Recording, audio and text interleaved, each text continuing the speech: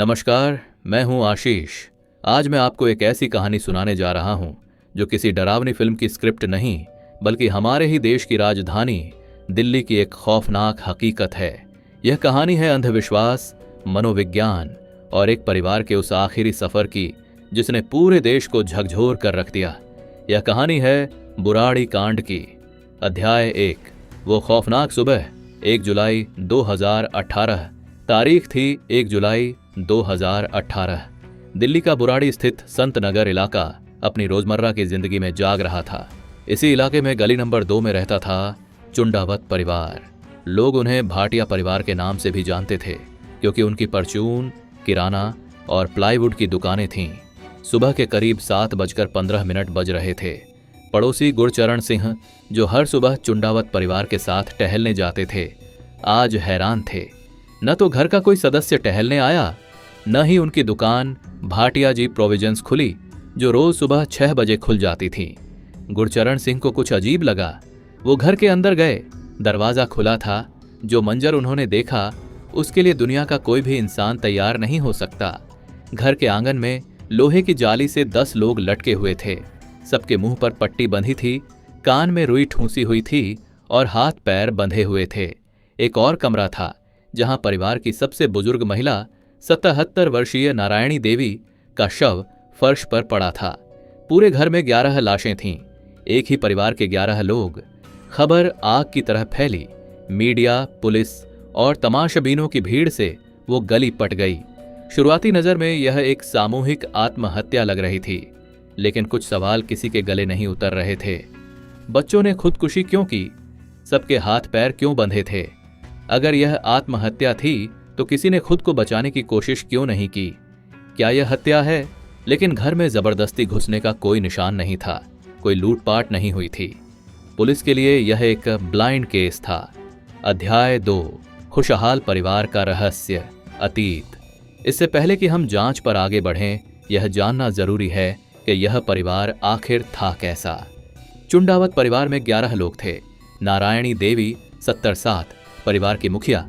प्रतिभा भाटिया 57, उनकी विधवा बेटी। भवनेश सिंह 50, उनका बड़ा बेटा। ललित सिंह 45, उनका छोटा बेटा। सविता 48, भवनेश की पत्नी। टीना 42, ललित की पत्नी।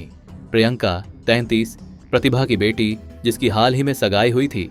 नीतू 25, भवनेश की बेटी। मोनू 23, भवनेश का बेटा। ध्रुव 15, भवनेश का छोटा बेटा। शिवम 15, ललित का बेटा। पड़ोसियों के मुताबिक यह एक बेहद खुशहाल, मिलनसार और धार्मिक परिवार था। उनकी दुकानें अच्छी चलती थीं। घर में कोई कलह नहीं थी। हाल ही में 17 जून 2018 को प्रियंका की सगाई बड़े धूमधाम से हुई थी और परिवार शादी की तैयारियों में जुटा था। तो फिर ऐसा क्या हुआ? अध्याय 3। 11 डायरियां और एक आदेश। पुलिस ने जब घर की तलाशी ली तो उन्हें पूजा घर से 11 रजिस्टर डायरियां मिलीं और यहीं से इस केस की परतें खुलनी शुरू हुईं। ये डायरियां पिछले 11 सालों से लिखी जा रही थीं।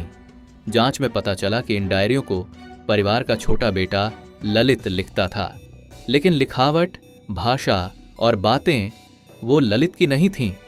कहानी 11 साल पहले 2007 में शुरू होती है, जब परिवार के मुखिया नारायणी देवी के पति और ललित के पिता भोपाल सिंह की मृत्यु हुई थी। पिता की मृत्यु के बाद ललित ने बोलना बंद कर दिया था। वो खामोश हो गया। कुछ साल बाद जब उसने बोलना शुरू किया तो उसकी आवाज और लहजा बिल्कुल अपने मरहूम पिता भोपाल सिंह जैसा था। ललित ने परिवार को यकीन दिला दिया था कि उसके अंदर उसके पिता भोपाल सिंह की आत्मा आती है और वही परिवार को रास्ता दिखाती है। इन 11 डायरियों में पिताजी के आदेश लिखे थे। परिवार को कैसे चलना है, क्या करना है, पैसे कहाँ खर्च करने हैं, सब कुछ। परिवार का हर सदस्य, जिसमें पढ़ी लिखी प्रियंका जो MSSC लॉज थी भी शामिल थी, इन आदेशों का अक्षरशः पालन करता था। इन आदेशों को मानने से परिवार की तरक्की भी हुई। उनकी दुकानें अच्छी चलने लगीं, घर का रेनोवेशन हुआ और प्रियंका की सगाई भी अच्छे घर में तय हो गई। उनका विश्वास अंधविश्वास में बदल चुका था। अध्याय 4। बड़ तपस्या की वो रात। 30 जून 2018 अब हम आते हैं उस रात पर जिसने सब कुछ खत्म कर दिया। 30 जून 2018। सीसीटीवी फुटेज खंगाले गए। रात करीब 10:15 पर परिवार की महिलाएं बाहर से 5 स्टूल लाती दिखीं। बच्चे तार लेकर आए। किसी के चेहरे पर कोई शिकन या डर नहीं था। वो सब कुछ सामान्य तरीके से कर रहे थे। घर में खाना बाहर से ऑर्डर किया गया था। रात 10:40 पर डिलीवरी बॉय ने 20 रोटियां डिलीवर कीं। डायरी के आखिरी पन्नों में एक अंतिम क्रिया का जिक्र था। इसे बड़ तपस्या, बरगद के पेड़ की पूजा कहा गया था। डायरी के मुताबिक पिताजी यानी ललित के जरिए ने आदेश दिया था कि परिवार को एक खास क्रिया करनी होगी। इस क्रिया से उनकी शक्तियां बढ़ जाएंगी। उन्हें ठीक वैसे ही लटकना था जैसे बरगद के पेड़ की जटाएं लटकती हैं।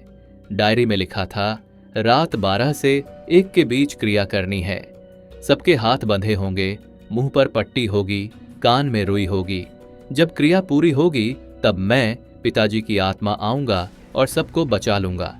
पानी का कटोरा रखना, जब उसका रंग बदलेगा तब मैं प्रकट हो जाऊंगा। उन्हें रत्ती भर भी शक नहीं था कि वो मरने वाले हैं। उन्हें 100% यकीन था कि वो बच जाएंगे। यह एक अनुष्ठान था, आत्महत्या नहीं। उस रात 11 बजे से 1 बजे के बीच उस परिवार ने आदेश का पालन किया। पहले पूजा की गई, फिर एक एक करके सबने स्टूल पर चढ़कर डायरी में लिखे निर्देशों के मुताबिक खुद को फंदे से लटका लिया। वो सब पिताजी के आने का इंतजार कर रहे थे, लेकिन कोई नहीं आया। वो 11 लोग अंधविश्वास के उस फंदे पर झूलते रहे जब तक कि सुबह गुरचरण सिंह ने उन्हें नहीं देख लिया। अध्याय 5, अंत या सबक। पुलिस ने इस केस को शेयर्ड साइकोटिक डिसऑर्डर का नाम दिया। एक ऐसी मानसिक स्थिति जहां एक व्यक्ति ललित का भ्रम या वहम पूरे परिवार का सच बन जाता है। ललित जो कहता गया, परिवार उसे पिताजी का आदेश मानकर करता गया। किसी ने सवाल नहीं उठाया। आज बुराड़ी का वो घर वीरान है। वो गलियां अब भी उस रात को याद करके सिहर उठती हैं। यह कहानी हमें बताती है कि कैसे एक पढ़ा लिखा खुशहाल परिवार भी अंधविश्वास के गहरे कुएं में गिरकर खत्म हो सकता है। यह कहानी एक चेतावनी है। यह सवाल है हम सबके लिए कि हम आस्था और अंधविश्वास के बीच की बारीक रेखा को पहचानते हैं या नहीं। मैं आशीष आपसे फिर मिलूंगा एक और कहानी के साथ। धन्यवाद।